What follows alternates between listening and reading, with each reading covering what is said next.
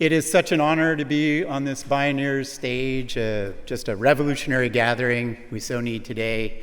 Long profile planetary flourishing and indigeneity and all the forms of knowledge that we need today to make progress facing the crises that we do. It's a moment of reverence to be here, so thank you so much. And it is my deep honor to introduce Michael Pollan. How many of you are excited to hear from Michael Pollan?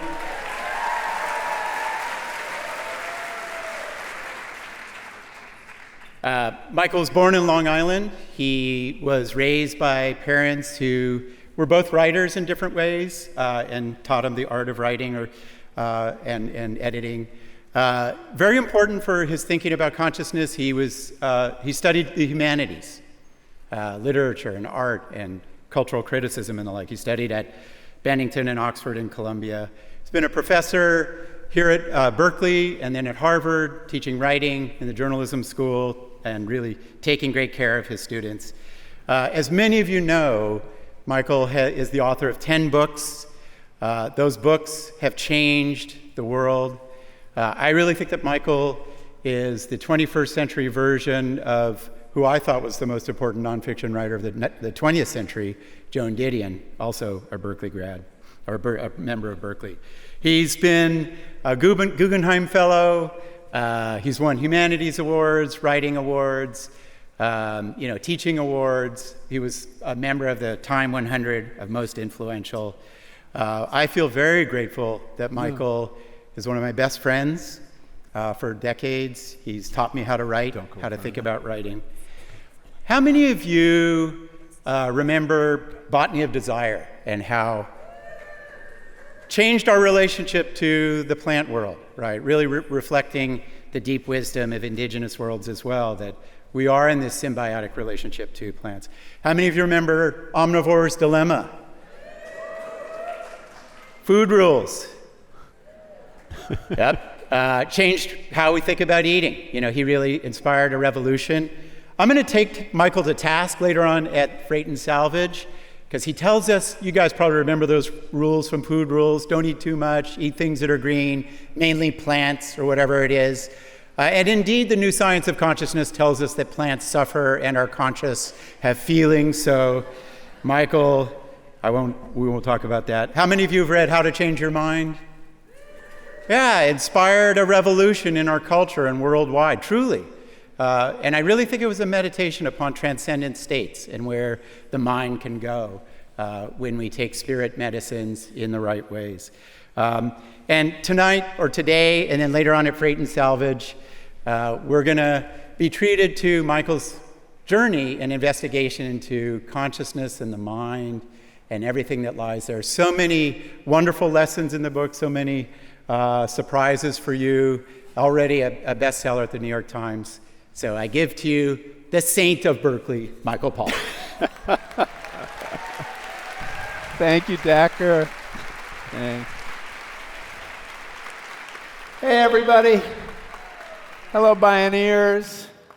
Wonderful to be here on this stage with you.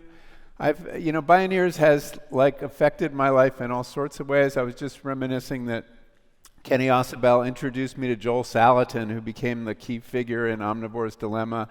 And so much of what I do is related to the Bioneers mission, and I've taken sustenance from this community. So thank you. So I've spent the last 5 years on a quest to understand consciousness, the hard problem. How is it that subjective experience arises, and who and possibly what has it, and why? I looked at everything from plant consciousness, which we'll talk about a little bit, to my own stream of consciousness, to efforts to build artificial consciousness in machines. And I want to talk about one of the biggest takeaways from this project. And that is this, that I believe humanity is approaching a Copernican moment, what I call a Copernican moment, that will force the issue of who exactly we are and how we fit into nature. You'll recall Nicholas Copernicus, 500 years ago, blew everyone's mind in the West when he demonstrated that the Earth revolved around the sun and not the other way around. He displaced our sense of centrality in a way that was really hard for people to observe. This was the first of a series of takedowns of humanity. Darwin came next, showing that we were animals descended from apes. That was also mind-blowing. There's a novel that Martin Amis wrote. He's a character who's writing a book called The History of Increasing Humiliation of Our Species. And one after another, our claims to being special have fallen. Culture, language, reasoning, tool-making, all have fallen when we found that there are animals that can do all these things. The latest, just a couple weeks ago, it was discovered that chimps have imagination, which we also thought we had a monopoly on. How do you show chimps have imagination? Well, you can play that game you play with like 4-year-olds of having a tea party and you're pretending to pour liquid into a cup and then pretending to sip it. They totally get it. So chimps have imagination. But a different, and I think even more profound, Copernican moment is upon us. At the same time that we are discovering that a great many more animals, and possibly other life forms like plants, possess consciousness, we have the arrival of artificial intelligence, promising machines that are not only intelligent, but possibly conscious. That these two developments are coinciding or happening at the same time, I think is going to rock us very soon, prompting an identity crisis and forcing us to make some key ethical and moral decisions. Let me talk about animals first. So go back 400 years, and René Descartes claimed that humans had a monopoly on consciousness. And we operated on that basis for many centuries. That belief, which was so powerful, allowed him to dissect dogs and rabbits while they were still alive. And he was able to dismiss their screams of agony as just physiological noise because that idea was so powerful. It overwhelmed the evidence of his senses. And that's an important lesson about us to keep in mind, how powerful ideas can be. But the same idea allowed the rest of us, beginning in the Age of Enlightenment and reason, to treat nature as unconscious, and therefore something we could exploit any way we wanted to. And we operated on that assumption for a very long time. It took us several hundred years to begin to recognize that other species shared this incredible gift that we call consciousness. But in recent years, things have been changing. We've been undergoing this process in which consciousness is being democratized. It's a few decades ago, we came to appreciate that other primates are conscious. That was the first step. In 2012, a group of animal scientists, philosophers, cognitive scientists got together in Cambridge, England, and issued a declaration on consciousness. And they declared that all mammals are conscious, and that some other species, some birds were conscious, and cephalopods, I think octopuses were conscious. And this was a real change, a real shift in the weather in science. 10 years later, just 10 years later, they issued an update signed by a great many more scientists and philosophers in which they said that all vertebrates are conscious, possibly some invertebrates, and possibly insects. So how did this revolution happen? Well, part of it is due to the fact that we had always assumed that consciousness is produced or generated in the cortex. The cortex, of course, is the most recent, most uniquely human structure in the brain. And it's associated with higher forms of thought like rationality, decision-making. So surely consciousness must reside there. But the research has been shifting our sense of where it begins, and that instead of thought, consciousness probably begins with feelings. Simple things like hunger and thirst and warmth and cold and itch. This is where consciousness begins, and therefore it begins in the upper brainstem. And lots of animals have brainstems, many more than have cortices. So that's led to a real change, and this is a key point about feelings. Keep it in mind when we get to computers. And I take this extension of or expansion of the circle of conscious beings, or sentient beings, a word I'm sometimes more comfortable with, as a very positive development in a time when we have so few things to celebrate. Basically, I think what we're seeing is that science is helping us to reanimate a world that we treated as dead for way too long.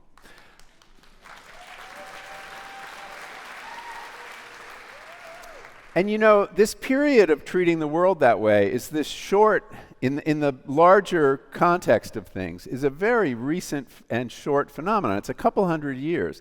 The default of humanity is one form of animism or another. Most indigenous cultures see the world as animated by spirit, which is a synonym for consciousness.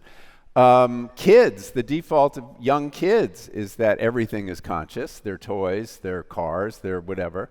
So it's interesting that we had a departure from this very deep human assumption.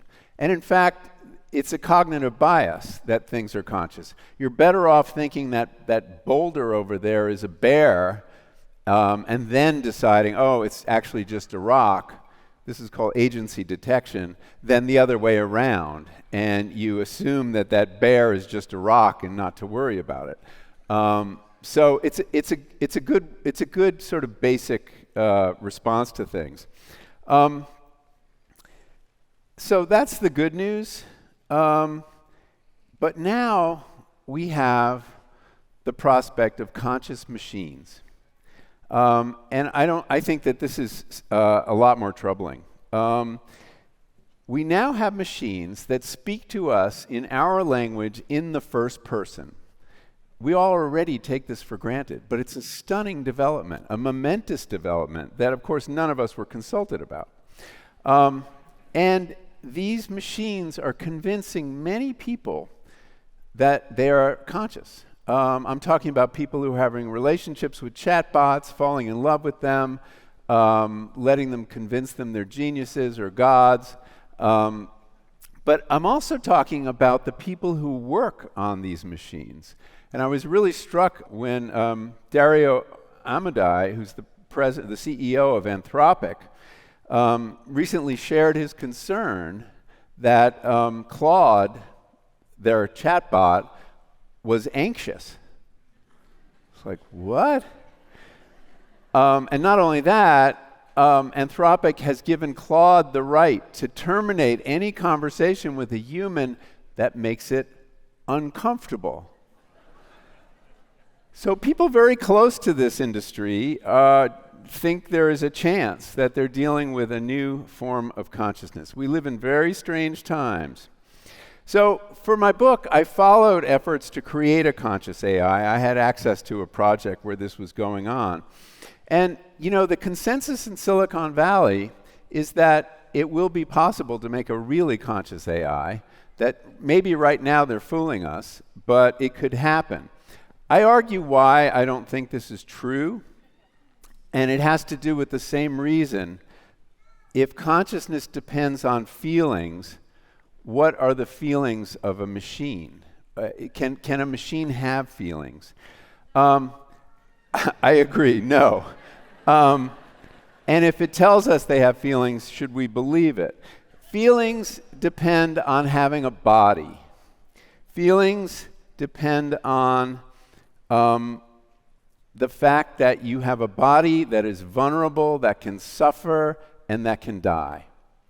I don't think simulated feelings are real feelings. I think simulated thoughts are as good as real thoughts, And that's why we see computers mastering games like chess and Go. They can make things happen in the world. But what will the weight of a feeling expressed by a machine have? Unless it can be mortal, unless it can actually have a vulnerable body, those feelings will be absolutely weightless. Yet my argument might not matter, though, because people believe that these machines are conscious. And it's understandable why. We have a tendency to anthropomorphize everything.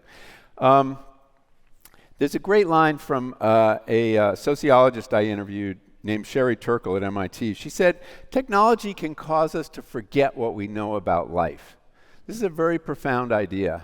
And she's referring to, like, when we have a conversation with a chatbot, we call it a conversation. But what an impoverished concept of conversation that is. There is no eye contact.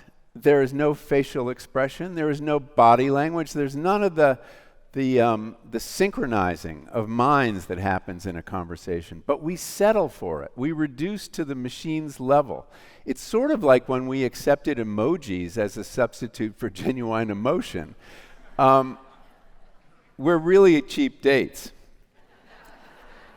And, a conversation with a chatbot also is missing something really essential to human life, which is friction, right? When we talk to someone else, we define ourselves in our difference, and we figure out what we think. And these chatbots, as we know, are incredibly sycophantic. They'll just tell you, what you want to hear. So accepting this as the real deal, I think, is a problem. And you know what? Even if they aren't conscious, and it's going to be very hard to prove that they're not, they will probably be more intelligent than we are, which is challenging enough to our sense of specialness.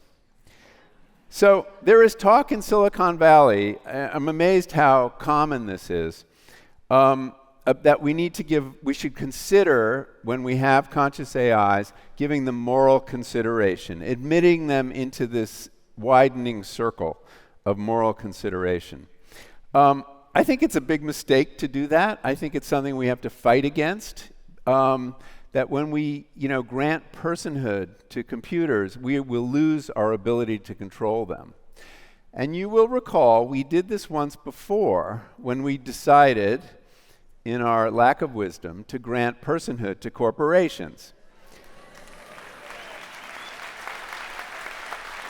That did not work out very well. It seems to me that there are moral obligations we owe to people and other mammals that should come first. So I'm going to leave you with this Copernican question and this choice. Where does that leave us now? We have pressure coming from these two sides, animals becoming more conscious, plants possibly becoming conscious, insects becoming conscious. That's pressing on us in a way that we can decide is positive or negative. And then on the other side, at the same time, we have computers making claims for consciousness. Who do we identify with?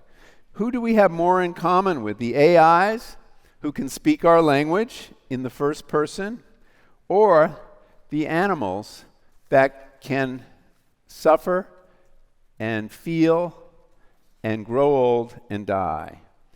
Whose team are we on?